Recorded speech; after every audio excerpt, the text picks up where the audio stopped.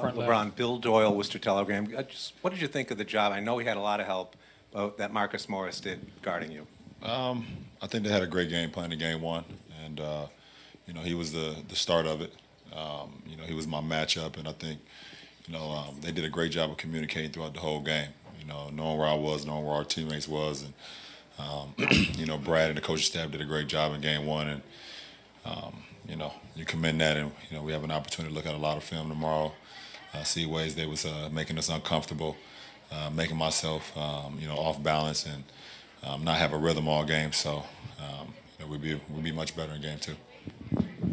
Joseph Pavone, WEEI, CLNS Media. LeBron, what did you see differently, right over here? What did you see differently from the Celtics defensively that you maybe didn't see against the Pacers or the first round matchup, or the Raptors? No, I've seen every coverage pretty much. And for me, game one has always been a fill-out game for me.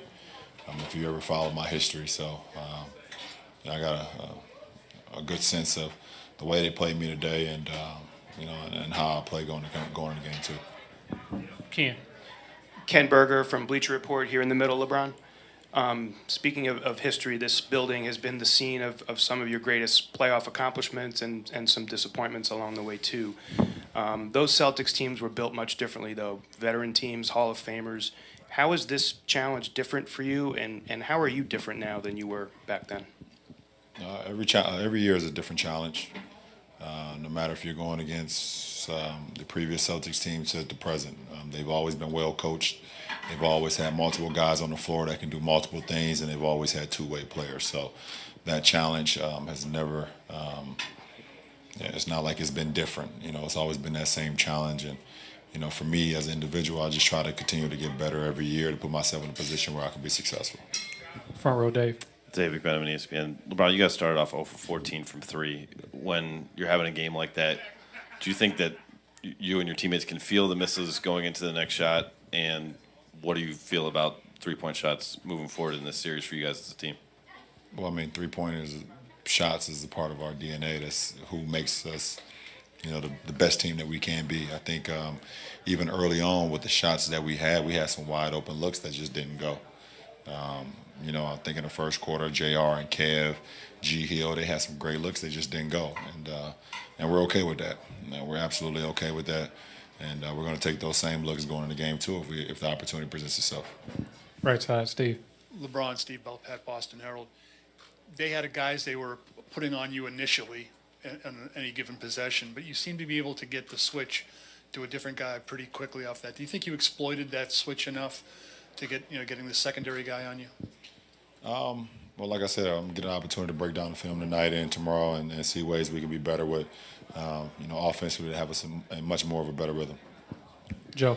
Joe Varden, Cleveland.com. LeBron, do you come out of this one thinking the Cavs need to adjust?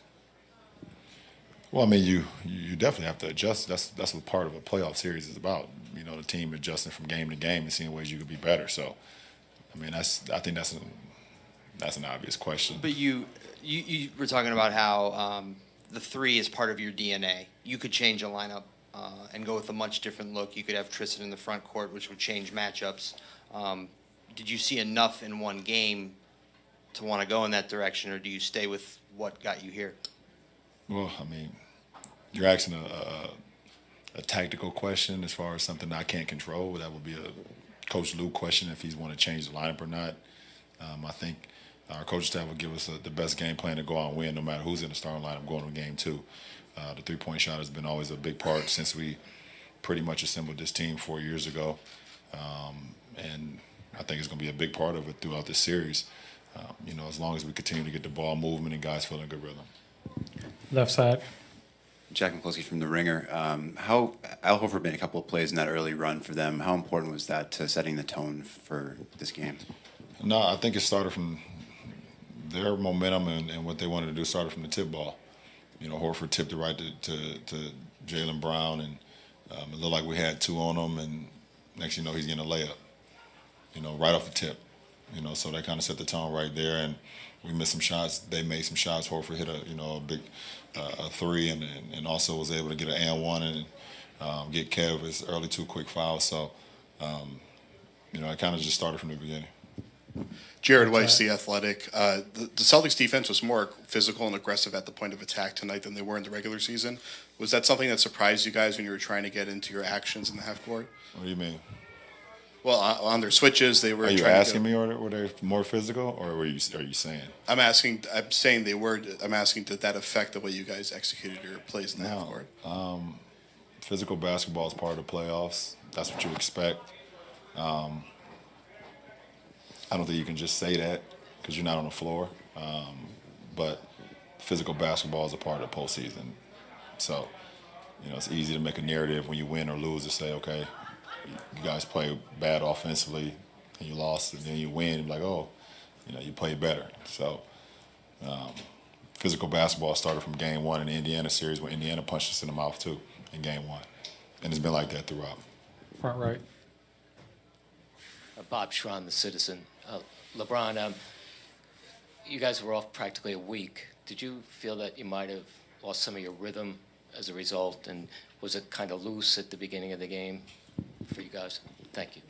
No, I don't think so. I thought offensively we got to where we wanted to get to, but they also, shut off a few things that we wanted to, do as well. But I don't think it was a rhythm thing. I think we had some really good looks. We've been off before in previous years where we had, weeks and weeks and a half, week and a half. So that has nothing to do with it. At the end of the day, you play the game when the schedule comes out and you get ready to go.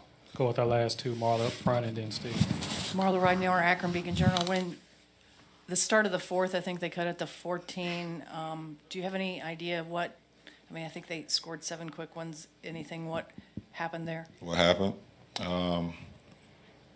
We ran them the first possession. We ran them down all the way to 2 on the shot clock. Marcus Morris missed a jump shot, followed it up. They got a dunk. We came back down. We ran a set for Jordan Clarkson, and he came off and missed it. They rebounded it. And we came back on the defensive end, and we got a stop. They took it out on the sideline.